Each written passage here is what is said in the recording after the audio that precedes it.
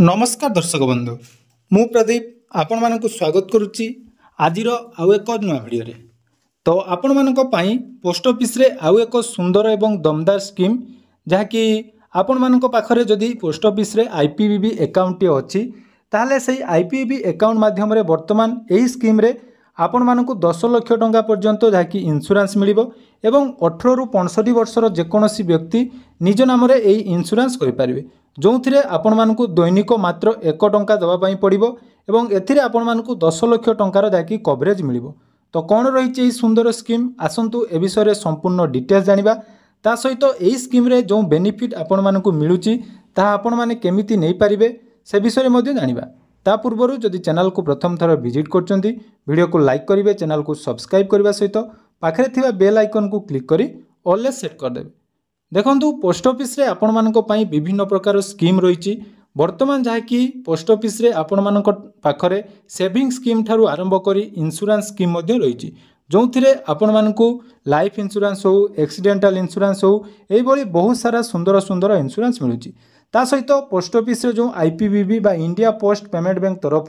आपण मानक पई गोटे सुंदर इंश्योरेंस स्कीम जोटा कि आपण माने दैनिक मात्र 1 टंका रु 2 टंका जदि सेविंग करचंती ताले सेथिरे आपण मानक 10 लाख टंकार कवरेज मिल पारची एवं एही स्कीम रे आपण माने टंका जोटा कि इन्वेस्ट करिवे बा टंका रदि एही स्कीम रो इंश्योरेंस आपण माने नौचंती ताले एथिरे जो बेनिफिट आपण मानक मिलिया पई जाउची बजार में मिलुवा अन्य कौन इंश्योरेंस एमती सुविधा मिलूना। तेणु आईपीबीबी अकाउंट हुए तो आपण मानक पाखरे निहाती थिबो जोटा कि आपण माने चाषी हुंतु बा जेकोसी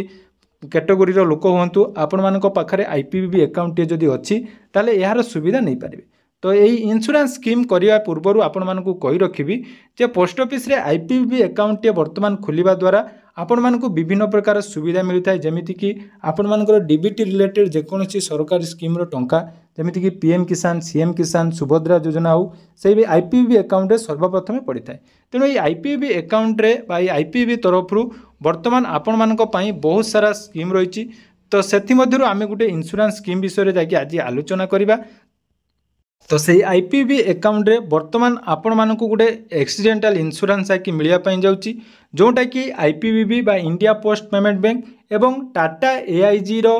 जाकि पार्टनरशिप रे आपण मानक वर्तमान यही सुविधा मिल पारची। ता सहित बजाज एलायंस रे मध्य गोटे रही आज आम जो स्कीम विषय आलोचना करिया पई जाउचु सेटा रही आईपीबीबी रो टाटा एआईजी इंश्योरेंस। तो ये टाटा एआईजी इंश्योरेंस कौन एवं एथिरे कौन कौन बेनिफिट मिलुची आसंतु से विषय संपूर्ण डिटेल्स जानिबा। तो जो स्कीम टीर नाम रही टाटा जीएजी बा ग्रुप एक्सीडेंटल इंश्योरेंस जो थे आपण मानक आमे जदि कहबा बा ग्रुप एक्सीडेंटल गार्ड जो थे आपण मानक कौन सुविधा मिलुची ना एथिरे आपण मानक एक्सीडेंटल जहाँकि बेनिफिट मिलुची जो थे 10 लाख टंका पर्यंत आपण माने कवरेज पाई पारिबे एवं यार प्रीमियम जदि देखिबा आपण मानक वर्ष को देखंतु रही गुटिए रही 520 टंका टैक्स सहित आउ गुटिए रही आपण मानकर देखंतु जोटा कि 320 टंका। तो ये 320 जोटा कि आपण मानकर 365 दिन ले प्रत्येक दिन जदि आमे देखिबा दिन को 1 टंका मात्र आपण मानकर जाकि सेविंग करचंती ता ऊपर आपण मानक देखंतु गुटिए वर्ष रे आपण मानक 10 लाख टंका पर्यंत जाकि कवरेज मिल पारुची। तो देखंतु वर्तमान दुनिया रे जदि आमे देखिबा जहाँकि प्रत्येक क्षेत्र में आपण मैंने प्रत्येक दिन गाड़ी चलाउथिबे बा जेकोसी स्थान गोटे स्थान अन्य स्थान को जाउथिबे तेणु पाखरे आपण मानकर गुटे एक्सीडेंटल इंश्योरेंस रहिबा निहाती आवश्यक जहाँद्वारा कि परवर्ती समय आपण मानकर जदि कोनोसी असुविधा हुए निज परिवार को आपण माने गुटे सेफ बा आपण मानक किछि टंका आपण मानकर मिल पारिबो जहाँद्वारा कि आपण मानकर जदि किछि असुविधा हुए परवर्ती समय आपण मानकर परिवार या द्वारा उपकृत हो पारे। एवं देखंतु एई जो टाटा जीएजी रही एथिरे आपण मानकर कवरेज कौन कौन मिलुची से विषय में आलोचना करिबा। प्रथम देखंतु जदि एक्सीडेंटल डेथ होउची ताले से क्षेत्र में आपण मानक 10 लाख टंका मिलुची एवं परमानेंट जदि टोटाली आपण माने विकलांग हो जाउचंती से क्षेत्र में आपण मानक 10 लाख टंकार कवरेज बा आपण मानकर पार्शियल डिसेबिलिटी जदि रहउची बा कोनोसी गुटिए अंग जदि आपण मानकर खराब हो जाउची से क्षेत्र में आपण मानक जाकि 10 लाख टंका मिलुची एवं एक्सीडेंटल परे जदि आपण माने पैरालिसिस रे रहउचंती ताले से क्षेत्र में आपण मानक देखंतु एटी 10 लाख टंकार कवरेज प्रदान करा जाउची। ता सहित एक्सीडेंटल मेडिकल एक्सपेंसिव जोटा कि आईपीडी बाबद रे आपण मानक टोटाल जाकि 1 लाख टंकार जाकि हॉस्पिटल हॉस्पिटल पई आपण मानकु खर्च करा जिवो। अर्थात जदि आपण मानकर एक्सीडेंट परे आपण आईपीडी रे एडमिट होउचंती ताले एठी आपण मानकु 1 लाख टंका पर्यंत जाकी सुविधा मिल पारिबो। ता सहित देखंतु अन्य सुविधा विषय जदि आमे कथा हबा